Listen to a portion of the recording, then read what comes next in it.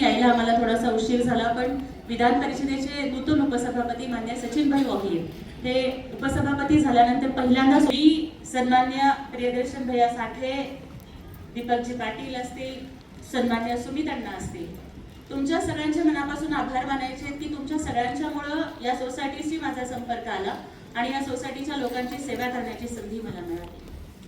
मी तुम्हाला एवढंच आश्वस्त करू इच्छिते, खूप भाषण करणार नाही, परंतु आज सकाळीच आम्ही वृक्षारोपणाचा एक कार्यक्रम केला जाईल.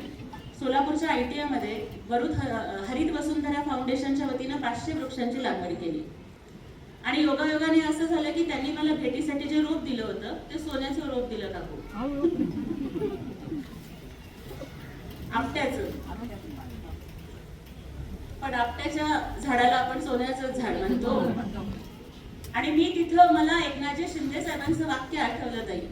आम्हाला एकनाथ शिंदे साहेब नेहमी सांगतात की आपण सोन्याचा चमचा घेऊन जन्माला आलो नाही, पण लोकांचं जगणं सोन्याचं करण्यासाठी आपला जन्म आला.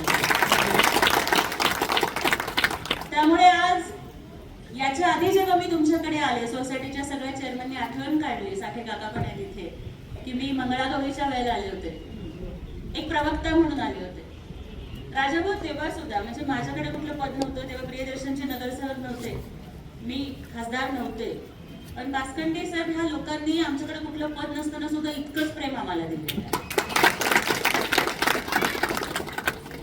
ना कोणी नगरसेवक होतं, ना कोणी आमदार होतं, ना खासदार होतं, परंतु ही लोक आमच्या सोबत एवढ्या ताकदीने उभी राहिली आणि ही लोक सोबत जोडली गेली ना, ह्या तुमच्या ताकदीवर आम्ही काम करू शकतो. नाहीतर आमच्याकडे काय होतं, आम्ही नुकतीच कामाची सुरुवात करत होतो, धडपडत होतो, आमचा संघर्ष चालू होता. पण आज एक सर्वसामान्य पदाधिकारी जर 4-4 कोटीची कामं करतो, हे छाती ठोकून सांगू शकतो ना, याला कारण फक्त एक आहे, ते म्हणजे सन्माननीय एकनाथजी शिंदे साहेब हे कार्यकर्त्यांना ताकद देतात ना, म्हणून आम्ही काम करू शकतो. आज आपण बघितलं की आपण व्यायामाचा प्रश्न किंवा क्रीडांगणाचा सांगितलं, तरी आपण मागच्याच रविवारी, मला वाटतं आज बरोबर 8 दिवस झाले त्याला, 8 दिवसापूर्वीच आपण छत्रपती संभाजी महाराज तलाव येथे ओपन जिमचं लोकार्पण केलेलं आहे. त्याच्यानंतर आपल्याच इथे आता जसा उल्लेख झाला की पोस्टल कॉलनी मधल्या ड्रेनेजचा प्रश्न आपण सोडवलेला आहे. आम्हाला माहिती आहे की इथून पुढेही आपल्या अनेक अपेक्षा आहेत. रस्त्याचा प्रश्न असेल, ड्रेनेजचा प्रश्न असेल, इतर कुठलाही प्रश्न असेल, या सगळ्या प्रश्नांच्यासाठी आम्ही तुमच्या सोबत उभे राहू. निधीसाठी कुठलीही कमतरता मी पडू देणार नाही. मग DPDCचा असेल, खासदार निधी असेल, नगरविकासचा निधी असेल, समाज कल्याणचा निधी असेल, तो सगळा आणू. लोकांची कामं झाली पाहिजे त्याच्यासाठी आम्ही दिवस रात्र काम करू. पण आमची तुम्हाला एकच विनंती आहे की राजकीय भाषण करणार नाही, परंतु मागच्या महापालिकेला शिवसेनेच्या वतीने मीनाताई होत्या, त्यावेळेला काय अनुभव आला याच्याबद्दल मला बोलायचं नाही, पण मला एकच विनंती तुम्हाला करायची आहे की आमची ताकद म्हणजे धनुष्यबाण आहे, आमची ताकद म्हणजे एकनाथजी शिंदे साहेब आहे. आज आम्ही तुमच्याकडे CCTV बसवू शकलो, ते काही आम्ही आमच्या घरच्या पैशातून नाही बसवले, ते शासनाच्या पैशातून बसवले. आणि एक कार्यकर्ती जिच्याकडे कुठलंच पद नाहीये, ती नगरसेवक सुद्धा नाहीये, पण तिच्या एका पत्रावरती निधी देण्याचं मोठं मन हे एकनाथ शिंदे साहेबांचं.